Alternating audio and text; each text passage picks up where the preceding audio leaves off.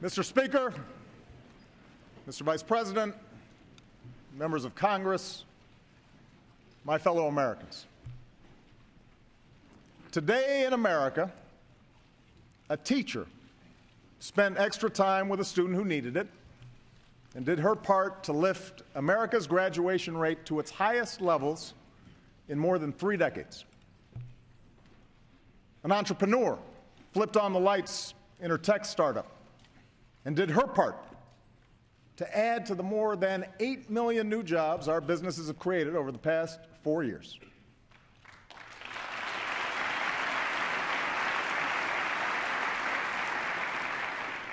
An auto worker fine-tuned some of the best, most fuel-efficient cars in the world and did his part to help America wean itself off foreign oil.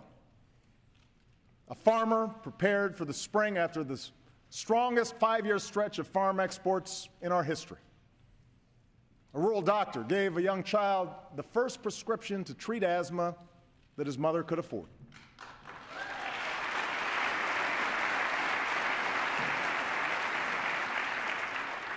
A man took the bus home from the graveyard shift, bone-tired, but dreaming big dreams for his son. And in tight-knit communities all across America, fathers and mothers will tuck in their kids, put an arm around their spouse, remember fallen comrades, and give thanks for being home from a war that after 12 long years is finally coming to an end.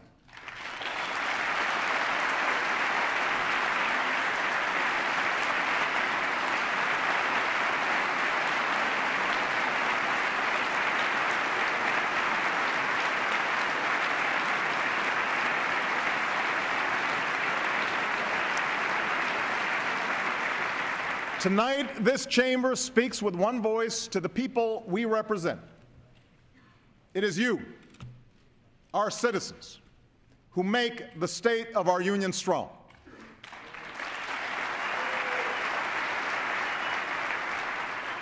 And here are the results of your efforts. The lowest unemployment rate in over 5 years, a rebounding housing market, a manufacturing sector that's adding jobs for the first time since the 1990s, more oil produced at home than we buy from the rest of the world, the first time that's happened in nearly 20 years. Our deficits cut by more than half. And for the first time in over a decade, business leaders around the world have declared that China is no longer the world's #1 place to invest. America is.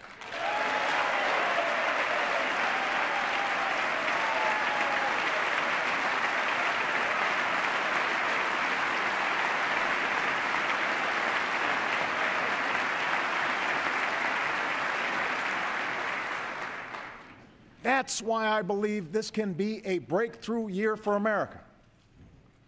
After 5 years of grit and determined effort, the United States is better positioned for the 21st century than any other nation on earth. The question for everyone in this chamber, running through every decision we make this year, is whether we are going to help or hinder this progress. For several years now, this town has been consumed by a rancorous argument over the proper size of the federal government. It's an important debate, one that dates back to our very founding. But when that debate prevents us from carrying out even the most basic functions of our democracy, when our differences shut down government or threaten the full faith and credit of the United States, then we are not doing right by the American people.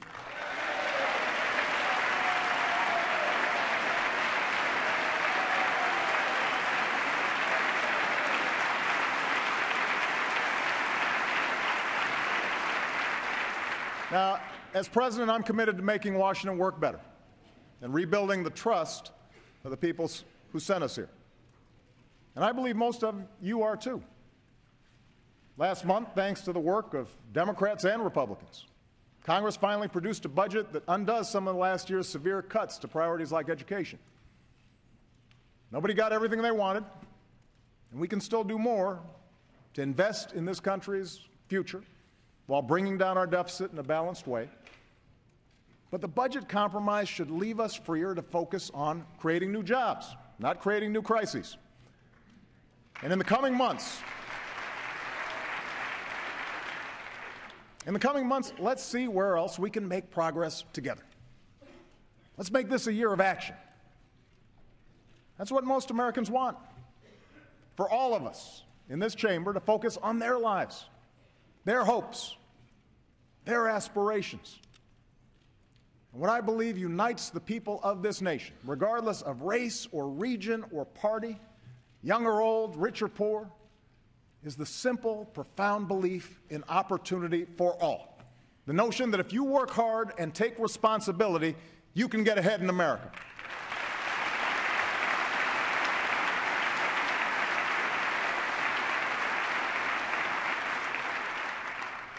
Now, let's face it, that belief has suffered some serious blows. Over more than 3 decades, even before the Great Recession hit, massive shifts in technology and global competition had eliminated a lot of good middle-class jobs and weakened the economic foundations that families depend on.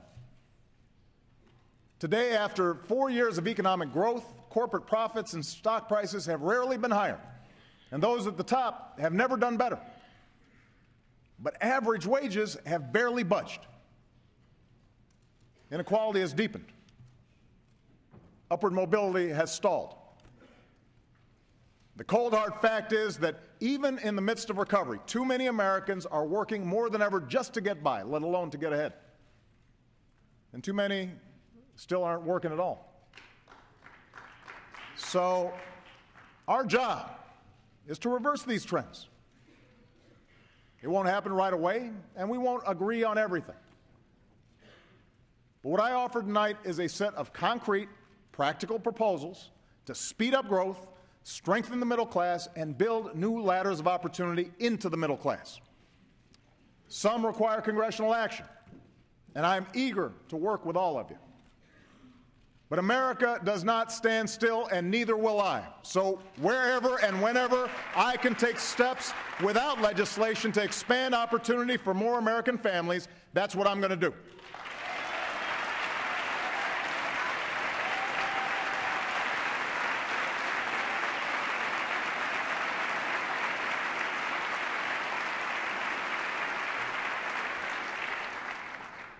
As usual, our First Lady sets a good example. Michelle's, well, yeah.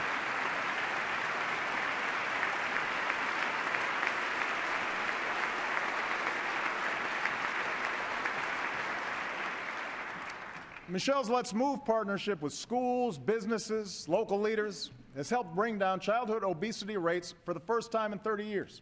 And that's an achievement that will improve lives and reduce health care costs for decades to come.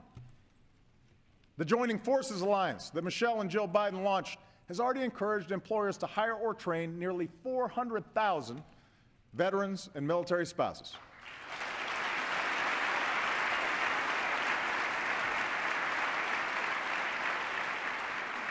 Taking a page from that playbook, the White House just organized a College Opportunity Summit where already 150 universities, businesses, nonprofits have made concrete commitments to reduce inequality in access to higher education and to help every hard-working kid go to college and succeed when they get to campus.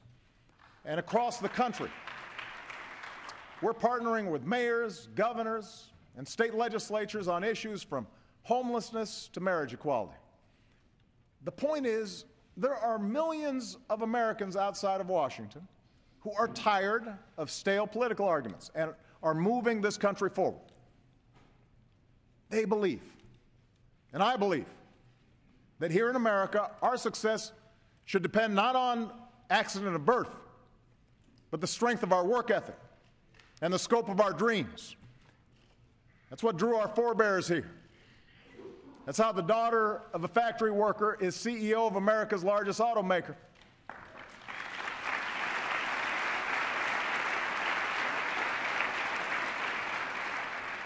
How the son of a barkeep is Speaker of the House.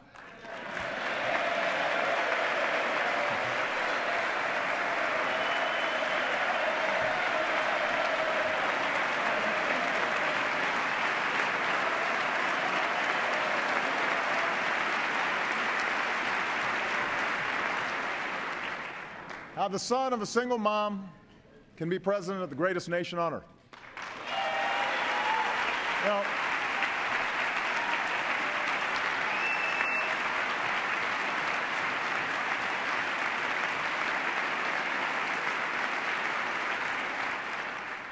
opportunity is who we are.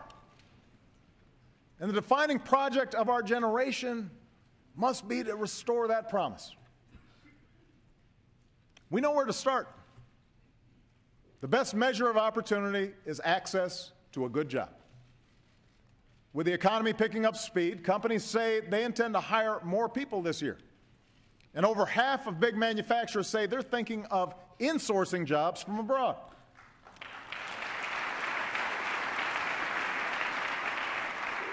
So let's make that decision easier for more companies. Both Democrats and Republicans have argued that our tax code is riddled with wasteful, complicated loopholes that punish businesses investing here and reward companies that keep profits abroad. Let's flip that equation. Let's work together to close those loopholes, end those incentives to ship jobs overseas, and lower tax rates for businesses that create jobs right here at home.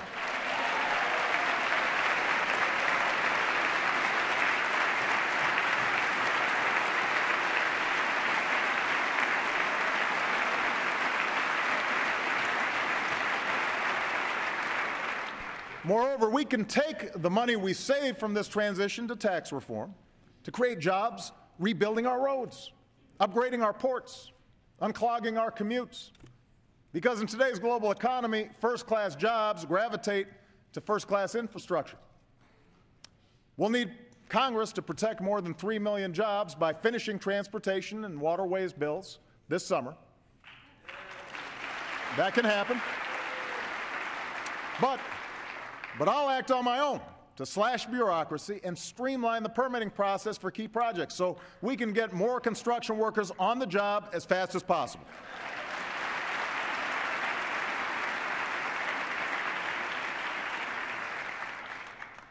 We also have the chance right now to beat other countries in the race for the next wave of high-tech manufacturing jobs.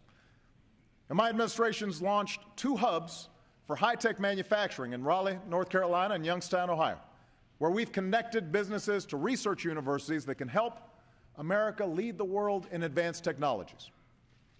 Tonight, I'm announcing we'll launch 6 more this year. Bipartisan bills in both houses could double the number of these hubs and the jobs they create. So get those bills to my desk. Put more Americans back to work.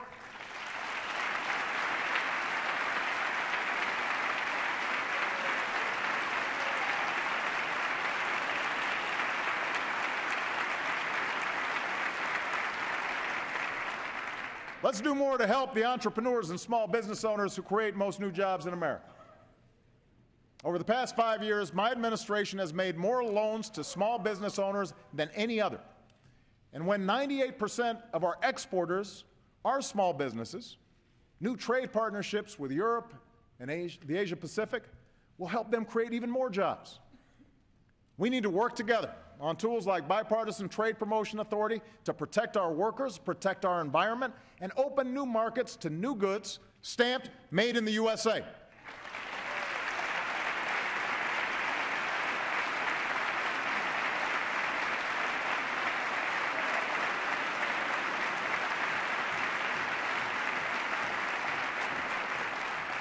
Listen, China and Europe aren't standing on the sidelines, and neither should we. We know that the nation that goes all in on innovation today will own the global economy tomorrow. This is an edge America cannot surrender. Federally funded research helped lead to the ideas and inventions behind Google and smartphones, and that's why Congress should undo the damage done by last year's cuts to basic research, so we can unleash the next great American discovery.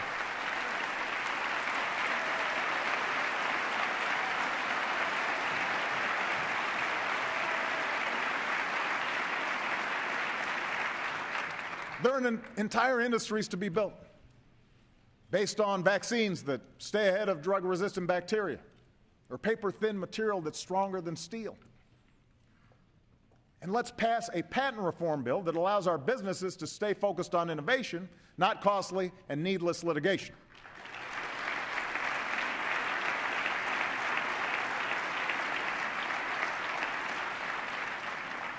Now, one of the biggest factors in bringing more jobs back is our commitment to American energy. The all-the-above energy strategy I announced a few years ago is working, and today America is closer to energy independence than we have been in decades.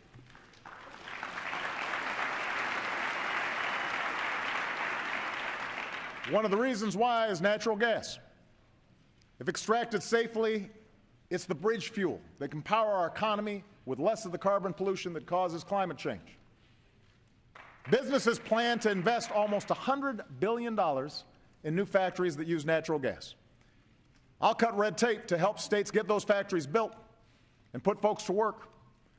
And this Congress can help by putting people to work building fueling stations that shift more cars and trucks from foreign oil to American natural gas.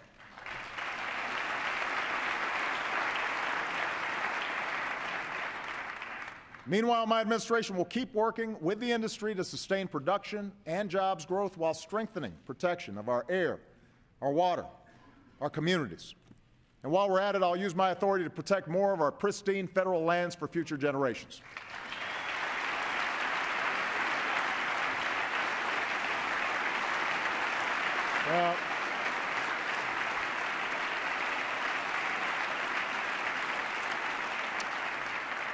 It's not just oil and natural gas production that's booming. We're becoming a global leader in solar, too.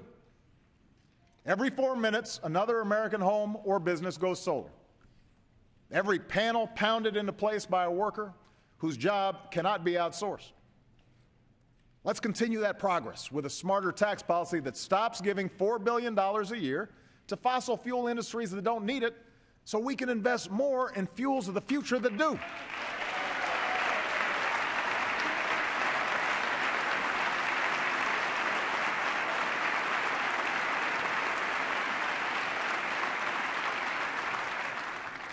And even as we've increased energy production, we've partnered with businesses, builders, and local communities to reduce the energy we consume.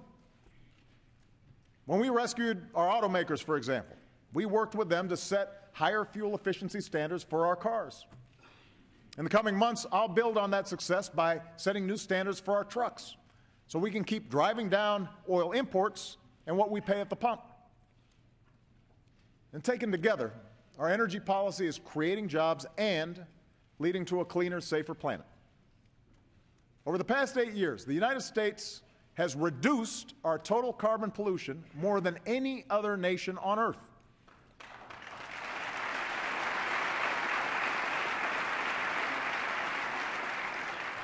But we have to act with more urgency, because the changing climate is already harming Western communities struggling with drought and coastal cities dealing with floods.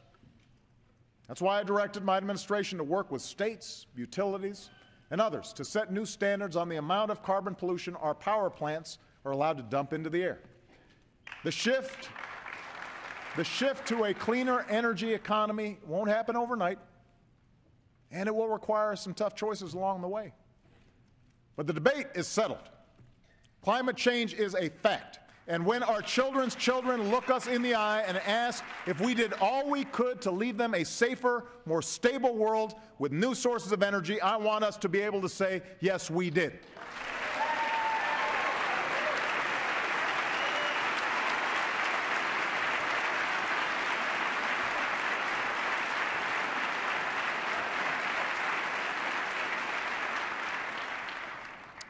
Finally, if we're serious about economic growth, it is time to heed the call of business leaders, labor leaders, faith leaders, law enforcement, and fix our broken immigration system.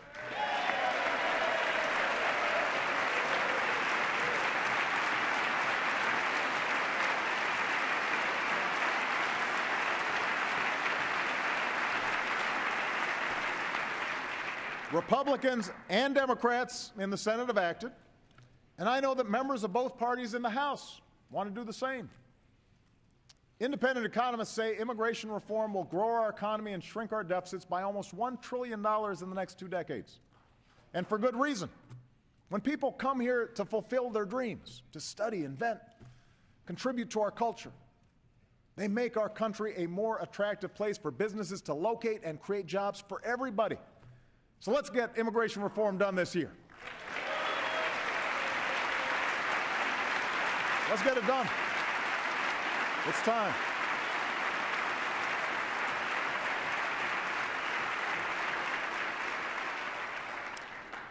The ideas I've outlined so far can speed up growth and create more jobs. But in this rapidly changing economy, we have to make sure that every American has the skills to fill those jobs. The good news is we know how to do it.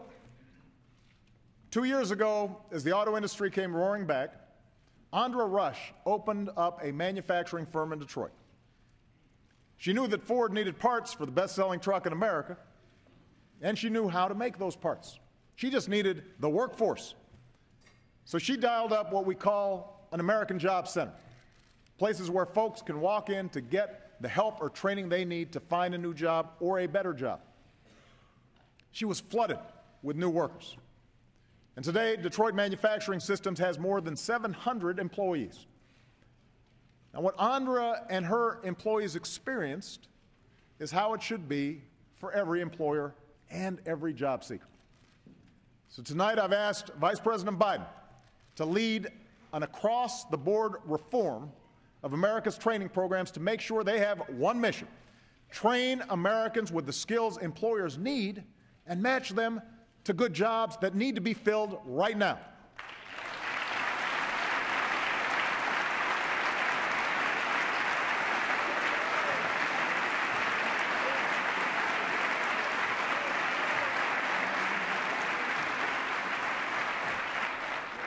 That means more on-the-job training and more apprenticeships that set a young worker on an upward trajectory for life.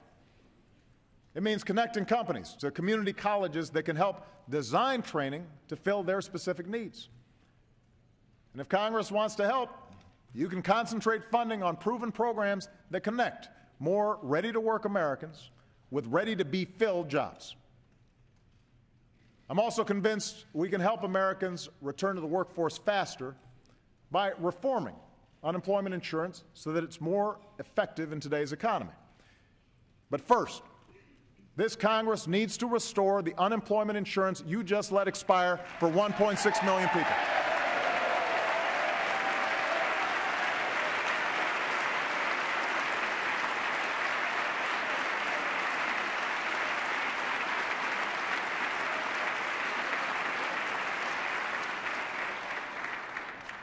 Let me tell you why. Misty DeMars is a mother of 2 young boys. She'd been steadily employed since she was a teenager, put herself through college. She'd never collected unemployment benefits, but she'd been paying taxes. In May, she and her husband used their life savings to buy their first home. A week later, budget cuts claimed the job she loved. Last month, when their unemployment insurance was cut off, she sat down and wrote me a letter, the kind I get every day. We are the face of the unemployment crisis, she wrote. I'm not dependent on the government. Our country depends on people like us who build careers, contribute to society, care about our neighbors. I'm confident that in time I will find a job, I will pay my taxes, and we will raise our children in their own home and the community we love. Please give us this chance. Congress, give these hard-working, responsible Americans that chance. Give them that chance.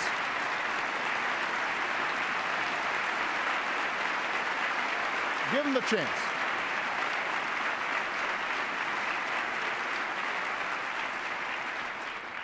They need our help right now, but more important, this country needs them in the game.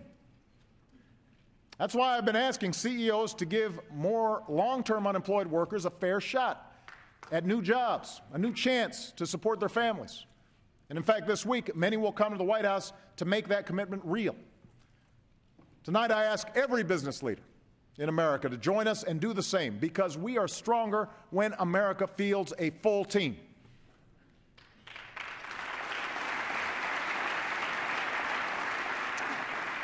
Of course, it's not enough to train today's workforce.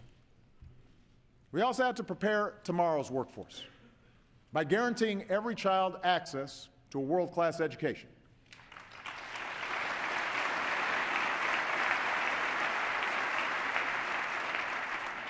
As Steven Rodriguez couldn't speak a word of English when he moved to New York City at age 9. But last month, thanks to the support of great teachers and an innovative tutoring program, he led a march of his classmates through a crowd of cheering parents and neighbors from their high school to the post office where they mailed off their college applications. And this son of a factory worker just found out he's going to college this fall.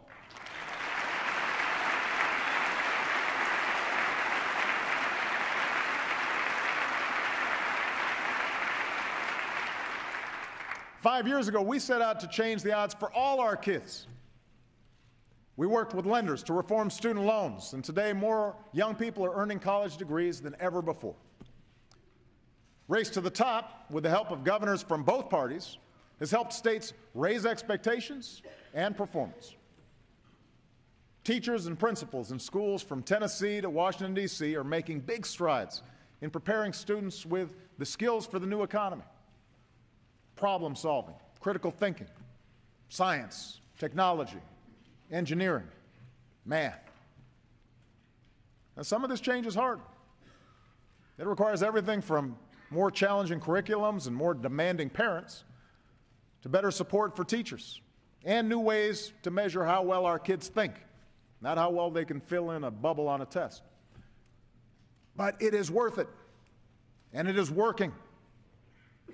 The problem is we're still not reaching enough kids, and we're not reaching them in time, and that has to change.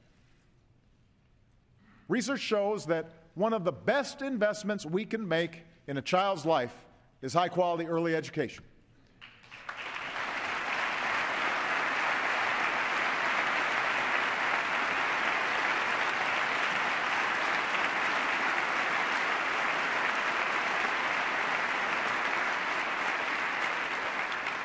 Last year, I asked this Congress to help states make high-quality pre-K available to every 4-year-old. And as a parent, as well as a president, I repeat that request tonight. But in the meantime, 30 states have raised pre-K funding on their own. They know we can't wait. So just as we worked with states to reform our schools, this year we'll invest in new partnerships with states and communities across the country in a race to the top for our youngest children. And as Congress decides what it's going to do, I'm going to pull together a coalition of elected officials, business leaders, and philanthropists willing to help more kids access the high-quality pre-K that they need. It is right for America. We need to get this done.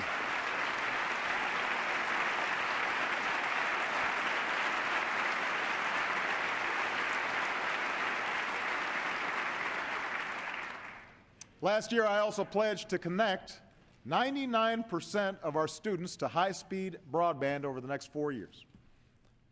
Tonight, I can announce that with the support of the FCC and companies like Apple, Microsoft, Sprint, and Verizon, we've got a down payment to start connecting more than 15,000 schools and 20 million students over the next 2 years without adding a dime to the deficit.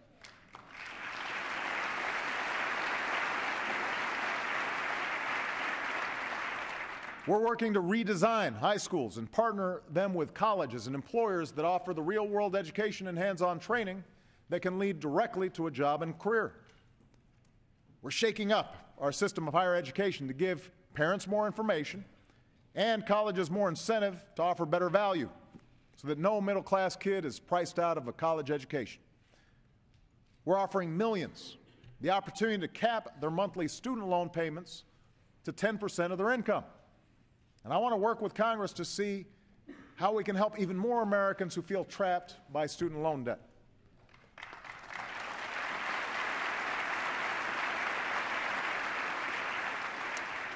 And I'm reaching out to some of America's leading foundations and corporations on a new initiative to help more young men of color facing especially tough odds to stay on track and reach their full potential. The bottom line is, Michelle and I want every child to have the same chance this country gave us. But we know our opportunity agenda won't be complete. And too many young people entering the workforce today will see the American dream as an empty promise, unless we also do more to make sure our economy honors the dignity of work and hard work pays off for every single American. You know, today, women make up about half our workforce, but they still make 77 cents for every dollar a man earns. That is wrong. And in 2014, it's an embarrassment. Women deserve equal pay for equal work.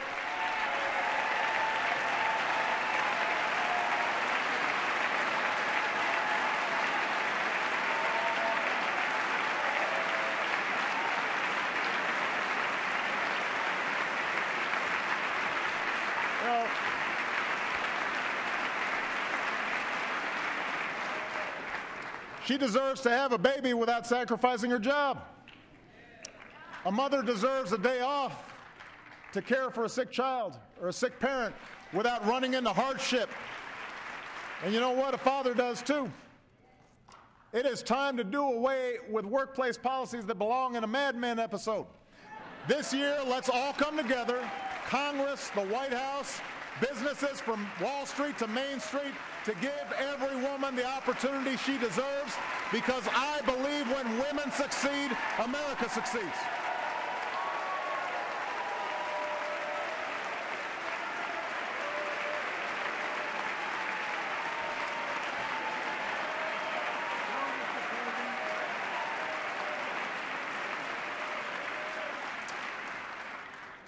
Now, women hold a majority of lower wage jobs, but they're not the only ones stifled by stagnant wages. Americans understand that some people will earn more money than others, and we don't resent those who, by virtue of their efforts, achieve incredible success. That's what America's all about. But Americans overwhelmingly agree that no one who works full-time should ever have to raise a family in poverty.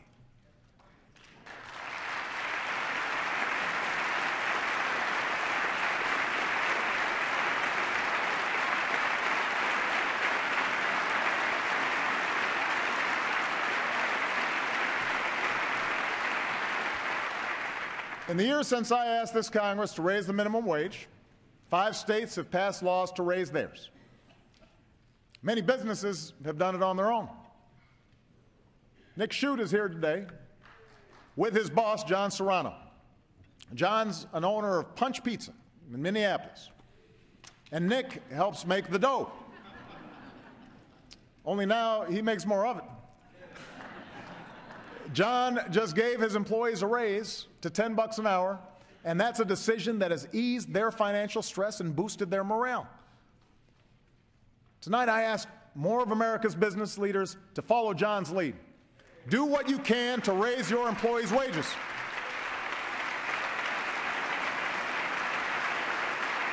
It's good for the economy, it's good for America.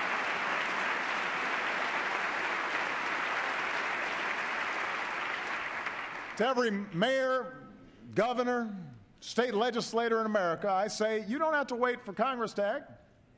Americans will support you if you take this on. And as a chief executive, I intend to lead by example. Profitable corporations like Costco see higher wages as the smart way to boost productivity and reduce turnover. We should too. In the coming weeks, I will issue an executive order requiring federal contractors to pay their federally funded employees a fair wage of at least $10.10 an hour, because if you cook our troops' meals or wash their dishes, you should not have to live in poverty.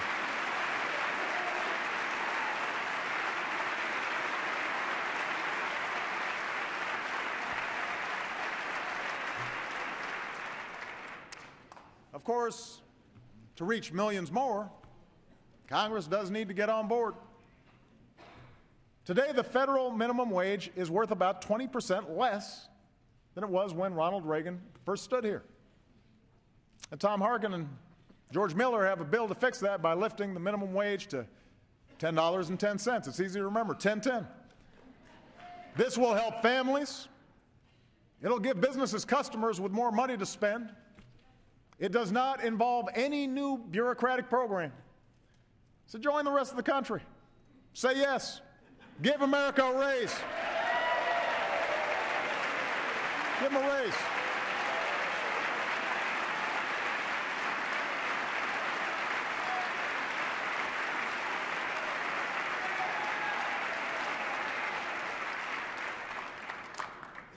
There are other steps we can take to help families make ends meet. And few are more effective at reducing inequality and helping families pull themselves up through hard work than the Earned Income Tax Credit. Right now, it helps about half of all parents at some point. Think about that.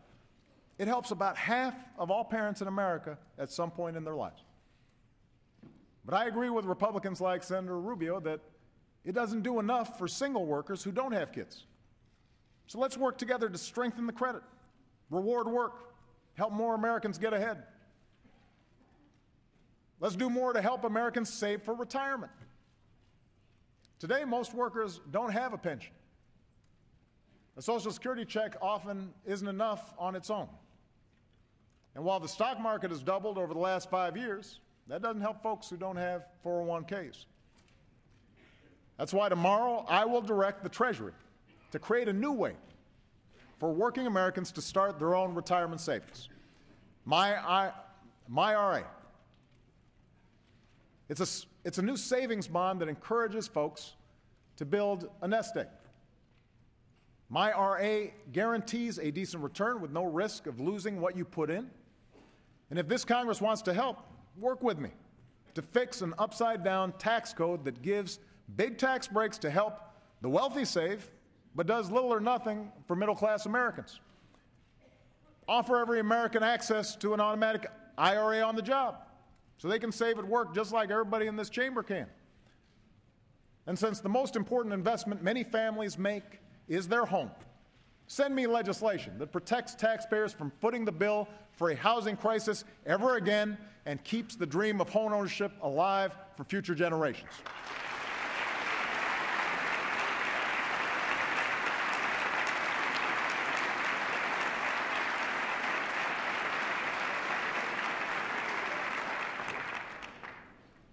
One last point on financial security.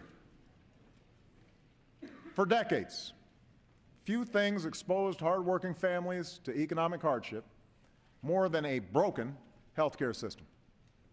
And in case you haven't heard, we're in the process of fixing that.